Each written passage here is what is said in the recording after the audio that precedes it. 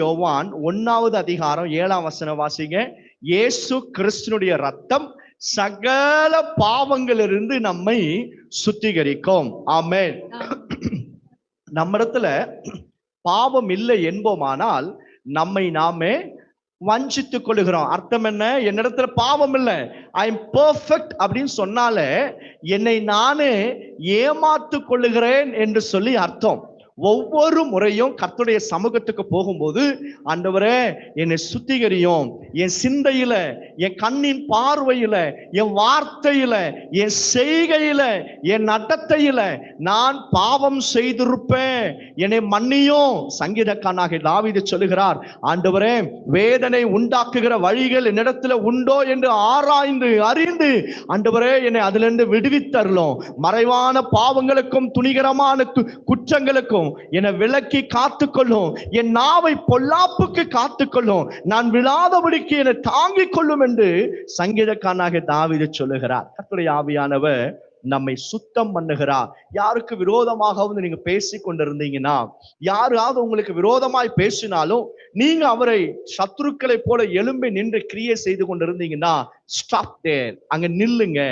அவங்க உங்களை பகைச்சாலும் நீங்க அவர்களை பகைக்க கூடாது. இப்ப பாருங்க, ஒரு நபர் நமக்கு விரோதமா கிரியை செய்யறார், உடனே நம்ம ரியாக்ட் ஆகாம, ஆண்டவரே நான் என்ன செய்ய சித்தமா இருக்கிறேன், வாட் ஷுட் ஐ டூ, என்ன வசனத்தை வச்சு நான் அந்த ஆளுக்காக ஜெபிக்கணும், எப்படி நான் ரெஸ்பாண்ட் பண்ணணும், எனக்கு சொல்லி கொடுங்கன்னு சொல்லி கேட்க ஆரம்பிக்கும் போது உங்களுக்கு அந்த யுத்தத்துல கர்த்தர் ஜெயத்தை கொடுத்துட்டாருன்னு அர்த்தம். அல்லேலூயா.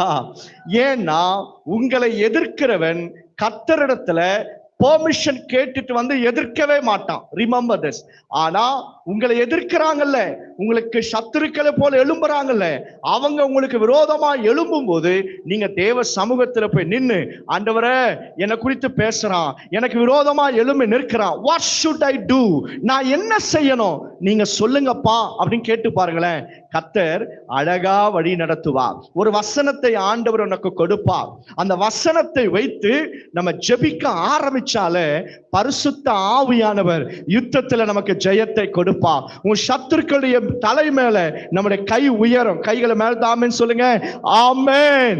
கர்த்தர் இப்படிதான் நம்மை சுத்தம் பண்ணுவா. நீங்க போடுகிற டிரஸ், நீங்க யோசிக்கிற யோசனைகள், நீங்க நடத்துகிற எல்லா செய்கைகள், உங்களுடைய எல்லாவற்றையும் ஆவியானவர் ரொம்ப அழகாய் நடத்தி கொண்டே போவார்.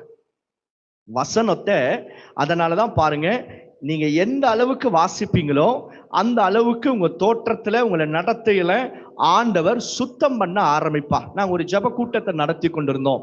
என் கல்லூரி நாட்களில் ஒரு சர்ச்சில் ஒவ்வொரு வெள்ளிக்கிழமையும் 3:30 மணிக்கு அந்த ஜெப கூட்டம் நடக்கும். அங்க வாலிப பிள்ளைகள்லாம் வித்தியாசமா வருவாங்க. நிறைய பேர் வித்தியாசமான ஒரு காரியத்துல ட்ரெஸ் எல்லாம் போட்டு வருவாங்க.